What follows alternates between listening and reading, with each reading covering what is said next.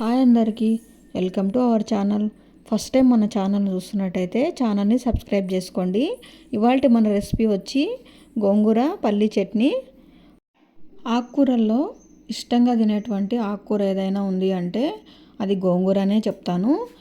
అలాంటి గోంగూరతో ఇవాళ పల్లీలు వేసి చట్నీ చేయబోతున్నాను. చాలా సింపుల్గా, చాలా టేస్టీగా ఉంటుంది. వేడివేడి అన్నంలో వేసుకొని తింటే చాలా బాగుంటుంది. ఈ చట్నీ చపాతీలోకైనా చాలా బాగుంటుంది. అలాంటి చట్నీని మీకు కూడా చూపిస్తాను, చూడండి.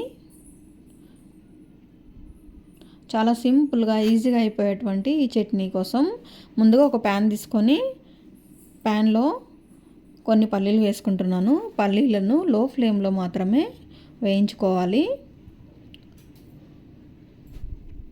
ఇలా పల్లీలు వేగిన తర్వాత ఒక మిక్సీ జార్లోకి తీసుకొని పల్లీలను చల్లారనిద్దాము. తర్వాత అదే ప్యాన్లో ఒక 2 స్పూన్ల ఆయిల్ వేసుకోవాలి. ఆయిల్ వేడైన తర్వాత పచ్చిమిర్చి వేసుకుంటున్నాను. ఈ పచ్చిమిర్చి కొంచెం కారం తక్కువగా ఉన్నాయి, అందుకే కొంచెం ఎక్కువగా వేసుకుంటున్నాను. అలాగే శుభ్రంగా కడుక్కున్నటువంటి గోంగూర వేస్తున్నాను. ఇక్కడ నేను తెల్ల గోంగూర తీసుకున్నాను. తెల్ల గోంగూర కొంచెం పులుపు తక్కువగా ఉంటుంది కదా. ఒక టమాటాని ముక్కలుగా కట్ చేసి వేసుకుంటున్నాను. ఇందులోనే ఒక 1/2 స్పూను పసుపు వేసుకోవాలి.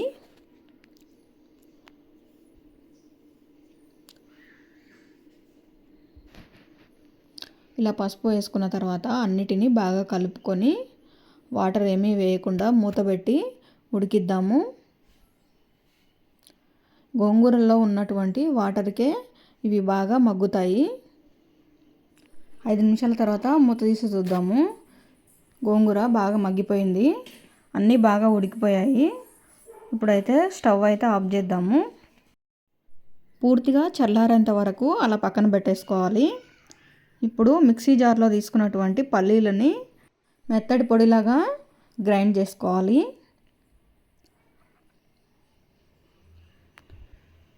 ఇందులోనే మనము వీటన్నిటిని వేసేసుకొని ఇందులో ఒక 4 వెల్లుల్లి పొట్టు తీసి వేసుకుంటున్నాను. టేస్ట్కి సరిపడా సాల్ట్ వేసుకోవాలి. కొంచెం జీలకర్ర వేసుకుంటున్నాను. వీటన్నిటిని మెత్తటి పేస్ట్ లాగా కాకుండా మనం రోట్లో దంచుకుంటే ఎలా ఉంటుందో అలా గ్రైండ్ చేసుకుంటే సరిపోతుంది. వేరొక ప్యాన్ తీసుకొని ఆయిల్ వేసుకొని ఆయిల్ వేడైన తర్వాత ఆవాలు జీలకర్ర వేసుకోవాలి. 4 ఎండుమిర్చి చించి వేసుకున్నాను. కొంచెం మినపప్పు, కొంచెం కరివేపాకు వేసుకొని ఇప్పుడు ఇంగువ కావాలంటే కొంచెం వేసుకోవచ్చు, నేనైతే వేయట్లేదు.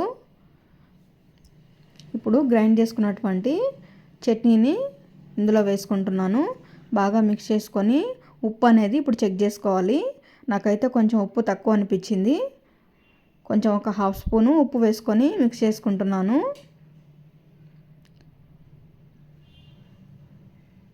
ఇప్పుడు చట్నీ వేసినటువంటి మిక్సీ జార్లోనే ఒక ఉల్లిపాయ కట్ చేసి వేసుకొని మరీ మెత్తటి పేస్ట్ లాగా కాకుండా కొంచెం ఇలా కచ్చపచ్చగా ఉల్లిపాయని మిక్సీ చేసుకొని చట్నీలో కలుపుకోవాలి. అంతే అండి, చట్నీ అయితే రెడీ అయిపోయింది. వేడివేడి అన్నంలో చాలా బాగుంటుంది. వీడియో నచ్చినట్టయితే వీడియోని లైక్ చేయండి. అలాగే మన ఛానల్ని ఫస్ట్ టైం చూస్తున్నట్టయితే ఛానల్ని సబ్స్క్రైబ్ చేసుకోండి. ఇంకొక రెసిపీతో మీ ముందుకు వస్తాను. అలాగే చట్నీ ఎలా ఉందో కామెంట్లో చెప్పండి. అంతే అండి వీడియో. మరొక వీడియోతో మళ్ళీ మీ ముందుకు వస్తాను. ఉంటాను మరి, బాయ్.